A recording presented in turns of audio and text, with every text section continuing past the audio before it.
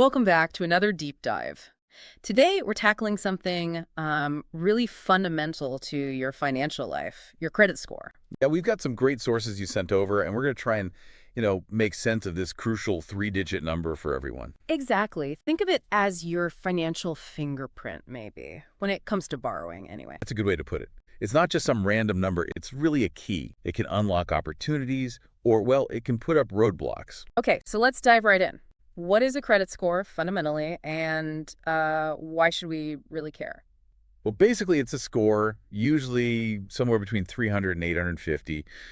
Lenders use it to kind of guess how likely you are to pay back money you borrow. So higher score, less risky for them. Exactly.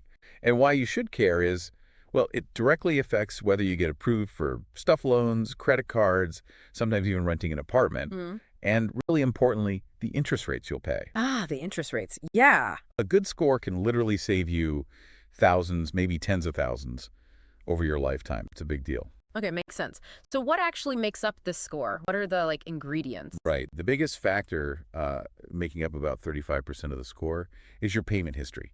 35%. Wow. Yeah, it's the most critical part because it shows lenders, plain and simple, if you pay your debts on time, consistently. And I guess any late payment hurts.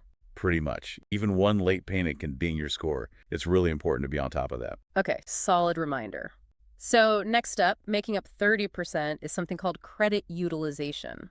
What's that about? Credit utilization is basically the amount of credit you're using compared to the total amount you could use, your total available credit limit. Okay, if I have a $10,000 limit on my cards combined and I owe $3,000. Then your utilization is 30%. Yeah. And the general rule of thumb is to try and keep that figure below 30%. Honestly, lower is even better. Under 30%. Got it. And a little tip here. Lenders often see your balance mid-cycle, not just after you pay the bill. So even if you pay in full every month, how much you spend before the statement closes matters for that utilization number they see. Oh, interesting. So managing spending throughout the month, not just paying the bill. Okay. Next, we've got length of credit history. That's 15%. How does that work? Well, it's pretty straightforward. A longer history of managing credit responsibly generally looks better to lenders. More data for them to look at, I suppose. Exactly. It gives them a longer track record to see how you handle debt over time.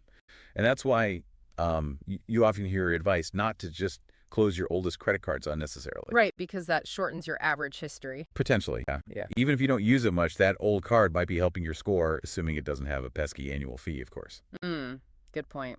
Okay, then there's credit mix, which is 10%.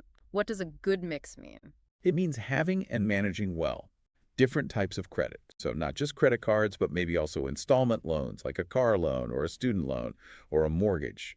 So, showing you can handle different kinds of debt payments. Precisely. It suggests you're a more well-rounded borrower. Okay. And the final 10%, that's new credit inquiries. Right. Every time you formally apply for new credit alone, it usually results in what's called a hard inquiry on your credit report. And too many of those are bad. Too many in a short period can be a red flag. Yeah. Lenders might see it as, you suddenly needing a lot of credit, which could signal financial distress. Makes sense. Don't go on an application spree. Basically, yes. Yeah. So knowing all that, what can people actually do to improve their score or maintain a good one? Yeah, let's get actionable. What are the key steps? Okay, number one, absolutely crucial. Pay all bills on time, every time.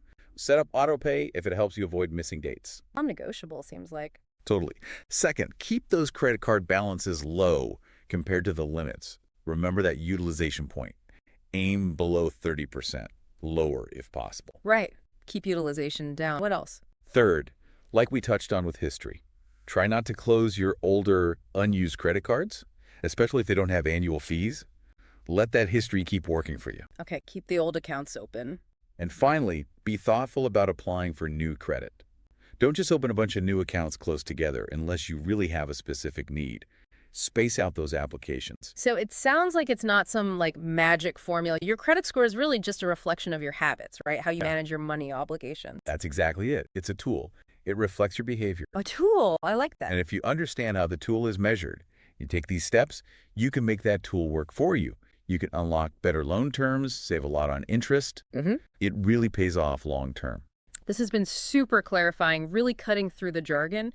So thinking about everything we've covered, payment history, utilization, history length, mix, new credit rating, maybe the question for our listeners is, what's one immediate step you could take, like today, to either understand your own score better or maybe start improving it? Yeah, just one small thing to start. Something to chew on. Thanks for joining us for this deep dive.